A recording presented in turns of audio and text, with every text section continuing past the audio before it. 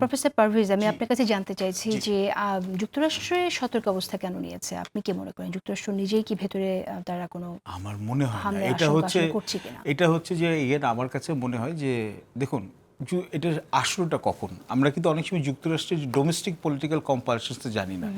এটা কিন্তু কিছুদিন আগে কিন্তু লস অ্যাঞ্জেলেসে বিধ্বংসী একটা রাইট হয়ে গেল।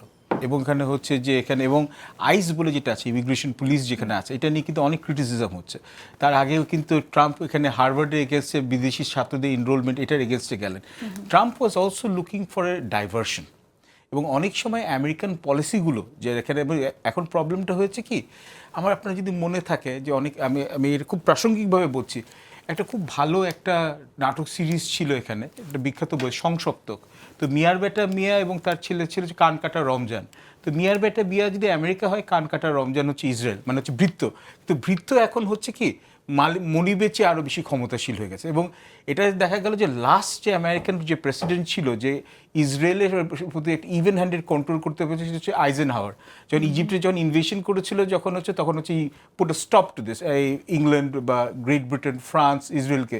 এরপর থেকে কিন্তু ইসরায়েলের কিন্তু ইনফ্লুয়েন্স বেড়েই গেছে।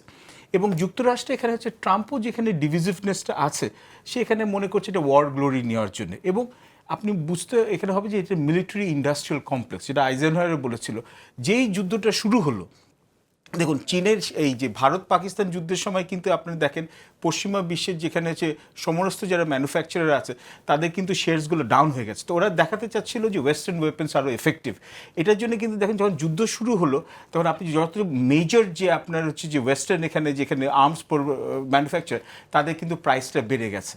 এই যে শেয়ারসের প্রাইসগুলো বেড়ে গেছে, নর্থ্রপারে এইগুলো সবগুলো, লকহেড মার্টিন ইত্যাদি ইত্যাদি। এবং তার সঙ্গে সঙ্গে আপনার ক্রুড অয়েল বেড়ে গেছে হচ্ছে 10% দাম, আপনার গ্যাসের দাম বেড়ে গেছে 7%। আমেরিকা কিন্তু এখন নেট এক্সপোর্টার অফ অয়েল। তো ওরা শেল অয়েলে এক্সপোর্ট করার জন্য ওরা রেভিনিউটা এখানে বাড়াতে পারবে। এবং last but not the least, ট্রাম্পের কিন্তু এখন হচ্ছে যে আপনি দেখেন হচ্ছে এটা কিন্তু হচ্ছে এখানে হচ্ছে সে হচ্ছে এটা ওর কোনো ওখানে যে ট্রানজ্যাকশনাল ডিপ্লোমেসি একটা অন্য একটা লেভেলে নিয়ে গেছে। এবং সে ওপেনলি বলছে আমি হচ্ছে সে যখন মধ্যপ্রাচ্যে গেছে আমি $100 বিলিয়ন ডিল করেছি, আমি $140 বিলিয়ন ডিল করেছি। তার মানে হচ্ছে এটা কি এখন মোরালিটি কোনোদিনই সুপার পাওয়ারের মধ্যে থাকে না, কিন্তু প্রিটেন্স অফ মোরালিটি থাকে। যুক্তরাষ্ট্র ওখান থেকে সরে আসছে। এবং এটার যে সমস্যা হচ্ছে কি যুক্তরাষ্ট্রের যেটা claim to a moral high ground ওটা কিন্তু হারিয়ে যাচ্ছে। এবং এর সাথে সাথে হচ্ছে যে যুক্তরাষ্ট্রের ভিতরেও কিন্তু এটা নিয়ে বিতর্ক হচ্ছে। এমন না যে এখানে হচ্ছে যে এখানে একটা ওয়ার হিস্ট্রিয়ার সব জায়গায় সৃষ্টি হয়েছে এবং যেমন এটা দ্বিতীয় বিশ্বযুদ্ধের সময় ছিল। এবং ইরান ইজ এ সিভিলাইজেশন তিনি স্টেট। এই হামলা করেছেন কংগ্রেসের অনুমতি না নিয়ে, সেই সমালোচনা আছে এবং প্রতিবাদও হচ্ছে। কিন্তু এবং দেখুন এখানে আগের বারও হয়েছিল, কিন্তু এইবার হচ্ছে কি এবং যুক্তরাষ্ট্রের ইতিহাসে এটা প্রথম না। ইরাকের সময় কিন্তু ওয়েপন্স অফ ম্যাস ডিসেপশন বলা হয়, কেন এখানে বলা হয় যে যেখানে আমরা কলিন পাওয়েলের মতো একটা ডেকোরেটেড সোলজার সেখানে ইউএন এখানে সিকিউরিটি জেনারেল অ্যাসেম্বলিতে গিয়ে বললো যে ইরানের কাছে ওয়েপন্স আছে। টনি ব্লেয়ার বললো যে এখানে আমাদের কাছে আছে, কিন্তু আসলে তো না, ইরাক কিন্তু ধ্বংসপ্রাপ্ত হয়ে গেল। ঠিক তেমনি হচ্ছে যে তালেবানের সাথে কিন্তু নেগোসিয়েশনে একটা ছিল যে ওসামা বিন লাদেনকে হ্যান্ড ওভার করবে, তার আগে ওরা অ্যাটাক করলো।